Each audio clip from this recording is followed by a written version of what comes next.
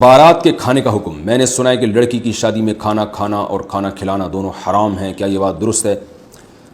حرام کا لفظ ذرا گاڑا لفظ استعمال کر لیا آپ نے۔ یہ ضرور ہے کہ بارات کی جو رسم ہے غیر شرعی ہے، اور کن صورتوں میں اس کی گنجائش ہے۔ بعض دفعہ لڑکی والے بارات نہیں کھلاتے تو رشتہ ہی ٹوٹنے کا خطرہ ہوتا ہے کہ لڑکے والے رشتہ توڑ دیتے ہیں، تو ایسی مجبوری میں بارات کا کھانا کھلانا بھی جائز ہوگا۔ یہ سوچ کے کہ یہ ایک رشوت ہے جو ان کمبختوں کو، جو لڑکے والے ہیں نا کمبخت بھوکے، جن کو زندگی میں کبھی کھانے کو نہیں ملا، ان کمبختوں کو خوش کرنے کے لیے آپ بارات کا کھانا کھلا رہے ہیں تاکہ یہ کمبخت رشتہ نہ توڑیں۔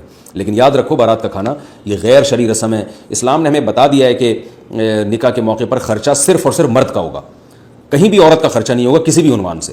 نکاح میں مہر ہے وہ مرد کے ذمہ لازم ہے، نان نفقہ ہے وہ مرد کے ذمہ لازم ہے، نکاح کے موقع پر چھوارے تقسیم کرنا یہ افضل ہے، یہ مرد کے ذمہ ہے، اور اسی طرح نکاح کے بعد جو ہے وہ ولیمے کی سنت ہے وہ مرد کے ذمہ ہے۔ تو جتنے بھی نکاح کے موقع پہ خرچے شریعت نے ڈالے مرد پہ ڈالے ہیں، لڑکی یا لڑکی کے باپ پہ کوئی خرچہ نہیں ہے۔ تو اسلام میں کوئی بھی خرچہ عورت پر نہیں ہے کہ وہ لڑکی ہے اس کے باپ پر نہیں ہے، تو سارے خرچے مرد کے ذمہ اللہ نے لگائے ہیں۔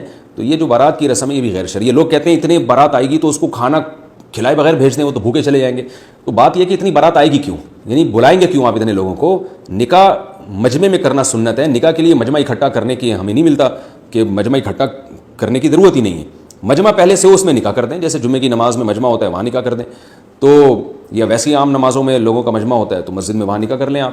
تو جو لڑکی کے قریبی رشتہ دار ہیں، جو ابا چاچا ماموں وغیرہ جو بہت ہی قریبی ہیں، یا اس کی بہنیں وغیرہ، وہ آ جائیں اس میں شرکت کریں اور کھجور کھا کے چھوارے کھا کے پتلی گلی سے نکل جائیں۔ وہ وہاں دھرنا مار کے بیٹھنے کی ضرورت نہیں ہے۔ اور پھر جب دلہن کو رخصت کرنے کے لیے جو بھی لڑکے کی اماں بہنیں وغیرہ آئیں، اس وقت تو بڑی محبت دکھا رہی ہوتی ہیں کہ ہائے ہماری جو ہے نا بھابھی اور ہماری بہو ماشاءاللہ کتنی چاند سی۔ بعد میں پھر انہوں نے جو ستانا ہوتا ہے وہ تو جو جنہوں نے ستانے والی ہیں وہ سن رہی ہیں معذرت کے ساتھ، میں آپ کے علاوہ کی بات کر رہا ہوں۔ تو اس وقت تو بڑی محبتوں سے وہ آ رہی ہوتی ہیں، تو وہ جب محبت سے آئیں رخصتی کے لیے تو 5-6 افراد آ جائیں لڑکے کے گھر سے، تو اگر کھانے کا ٹائم ہو تو ان کو کھانا کھلا دیں، چائے کا ٹائم ہو تو چائے پلا دیں، پان گٹکے کا ٹائم ہو تو پان گٹکے پہ گزارا کریں، اور ان سے کہیں کہ اب پتلی گلی سے نکل جاؤ۔ تو یہ جو W11 بھر کے باراتوں کی جا رہی ہے نا، یہ خود غیر شرعی رسم ہے۔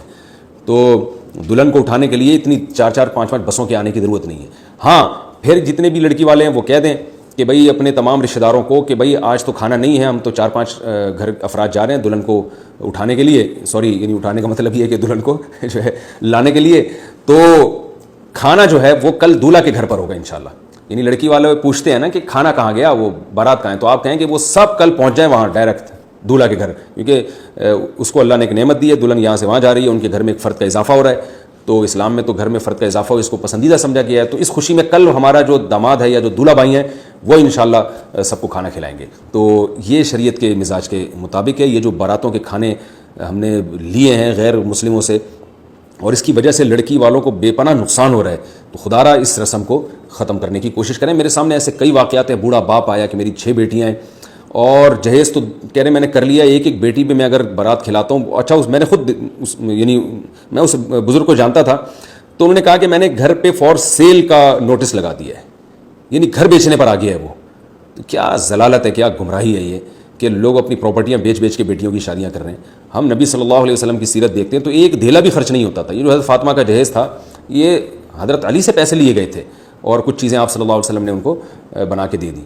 اور اگر کسی کا داماد مسکین ہو، غریب ہو، حضرت علی رضی اللہ تعالیٰ عنہ کے پاس تو پیسے ہی نہیں تھے، تو اگر بالفرض نبی صلی اللہ علیہ وسلم نے، ہم یہ فرض کر لیتے ہیں کہ اپنی بیٹی کو جہیز دیا ہے، تو آپ کا داماد اگر اتنا مسکین ہے کہ وہ گھر میں ایک برتن بھی نہیں خرید سکتا، تو ٹھیک ہے آپ پھر ایسے داماد کے ساتھ تعاون کریں۔ آج تو ایسے غریب کو بیٹی دی نہیں جاتی ہے۔